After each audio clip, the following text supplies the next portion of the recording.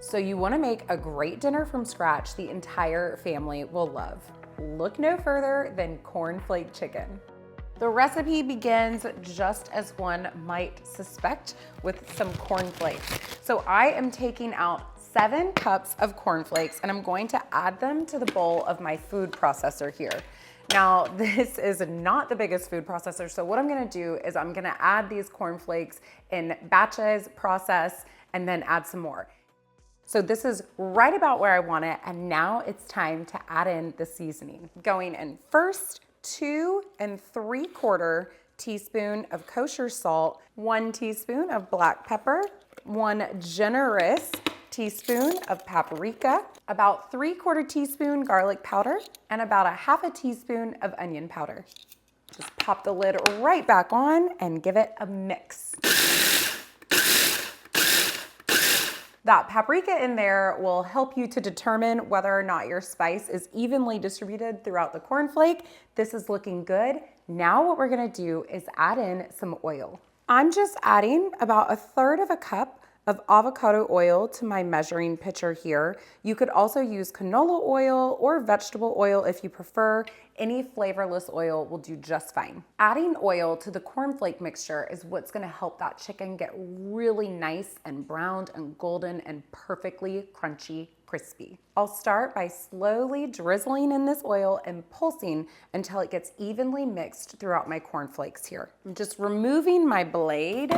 And now I'm going to add this cornflake mix into this dish. I like to use 8 by 8 inch baking dishes for this process because this has a tendency to get a little messy going overboard off the sides and whatnot. So I'm just gonna set this aside and now we'll move on to the other 2 trays. We started our dredging trays in reverse order. The cornflake mix is actually going to be tray number 3 in the dredging station. And tray number 1, just 1 cup of all-purpose flour. For tray number 2, we're going to be cracking 3 large eggs and adding in a little bit of yellow mustard. I know this ingredient is throwing some of y'all for a loop. Mustard and chicken sounds a little crazy. But trust me, your chicken is not going to taste like mustard. The purpose of this mustard is to really help that cornflake coating to stick to the chicken and stay put while it's baking in the oven. It works. All right, so we're cracking 3 eggs.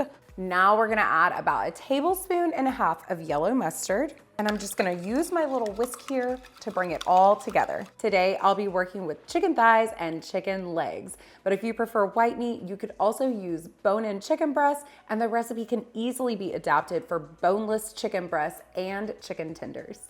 I've got my little assembly line going here. You're gonna start by taking your chicken, plopping it right into the flour. Make sure that you shake off the excess flour. If you don't, your egg and mustard will have a difficult time staying put. This looks good. I'm just gonna wiggle this around. I wanna make sure that I get that egg coating all over the chicken because where there's egg coating, the cornflake coating will stick. This looks good.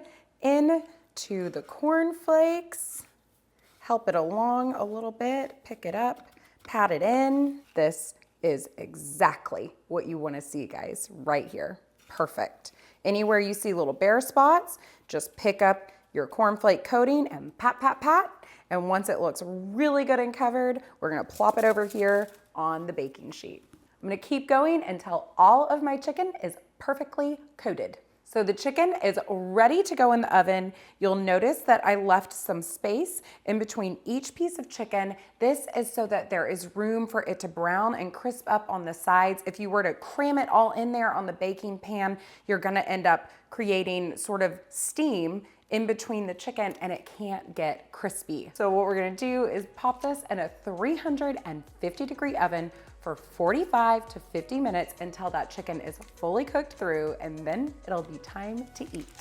The chicken is all done in the oven and it looks and smells absolutely spectacular. This recipe is on our family's weekly dinner rotation, and I promise after just one make, it'll be on your family's too. If you're on the hunt for more delicious chicken dinner ideas, be sure to check out my barbecue baked chicken next.